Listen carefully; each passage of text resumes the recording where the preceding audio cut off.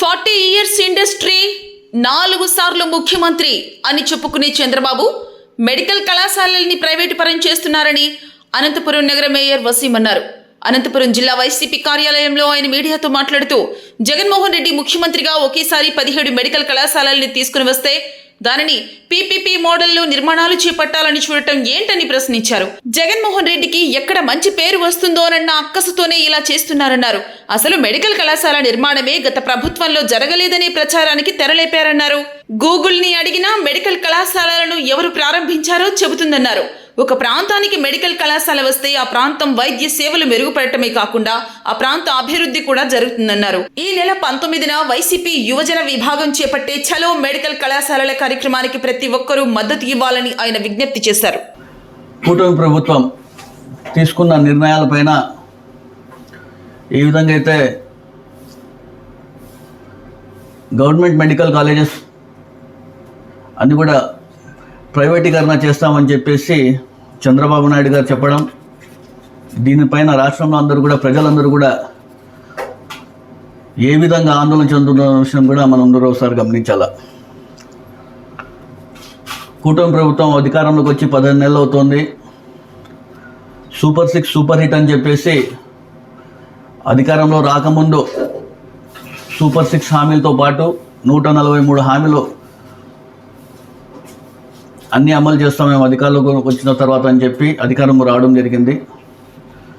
ఏదో 3-4 హామీలు అరకొరగా నెరవేర్చి సూపర్ 6 సూపర్ హిట్ అని చెప్పేసి మొన్నటి రోజున అనంతపురం నగరంలో పెద్ద ఎత్తున ఒక కార్యక్రమం చేసి ప్రజలందరికీ కూడా సూపర్ ఫుల్స్ చేసిన విషయం కూడా అందరూ గమనించాలి. డాక్టర్ వైఎస్ రాజశేఖర రెడ్డి గారు, అతని తనయుడు వైఎస్ జగన్మోహన్ రెడ్డి గారు విద్య వైద్యకి ఏ విధంగా ప్రాధాన్యత ఇచ్చినా కూడా మనందరూ కూడా ఒకసారి గమనించాలి. జగన్మోహన్ రెడ్డి గారు అధికారంలోకి రాగానే కేంద్ర ప్రభుత్వంతో మాట్లాడి దేశ చరిత్రలో ఎక్కడ లేని విధంగా 17 కొత్త మెడికల్ కాలేజెస్ తీసుకొచ్చిన ఘనత ఎవరైనా ఉన్నా అంటే కన్నా జగన్మోహన్ రెడ్డి గారు.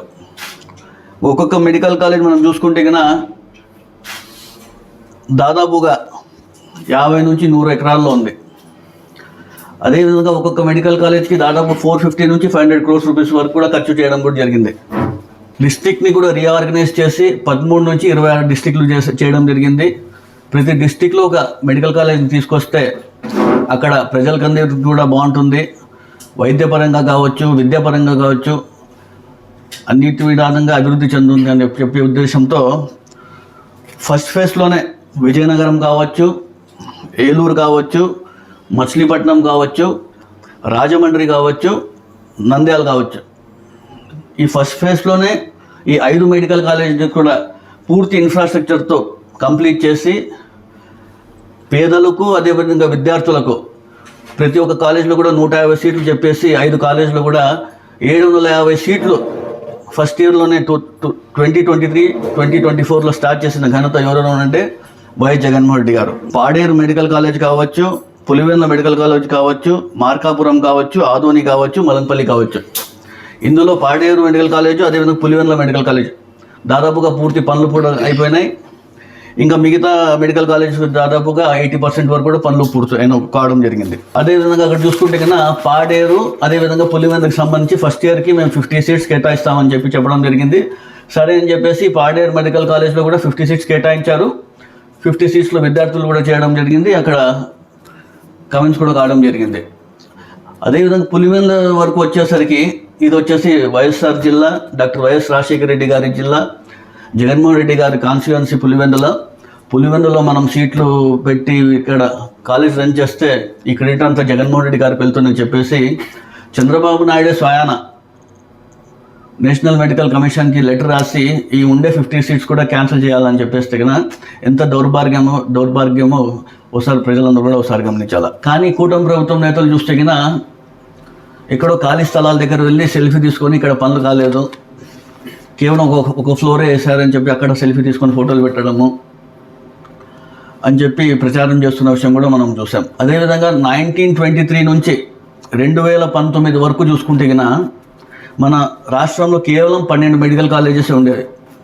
జగన్మోహన్ రెడ్డి గారు వచ్చిన తర్వాత ఆయన ఒక్కడే 17 కొత్త మెడికల్ కాలేజెస్ తీసుకొచ్చిన ఘనత ఎవరికైనా ఉందంటే కూడా వైఎస్ జగన్మోహన్ రెడ్డి గారికి అని మీ అందరికీ తెలియజేస్తున్నాను. 4.0 అని చెప్పుకుంటే చంద్రబాబు నాయుడు గారు మీరు ఒక్క మెడికల్ కాలేజ్ తీసుకొచ్చారా?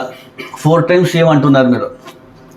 సూపర్ 6 అంటారు, సూపర్ హిట్ అంటారు, సెల్ ఫోన్స్ నేను తీసుకొచ్చినాను అంటారు, ఆర్టిఫిషియల్ ఇంటెలిజెన్స్ కాలం అంటారు. ఇప్పుడు అందరూ మీరు నేను ఒకటే అడగదలుచుకుంటున్నాను మీ అందరికీ కూడా,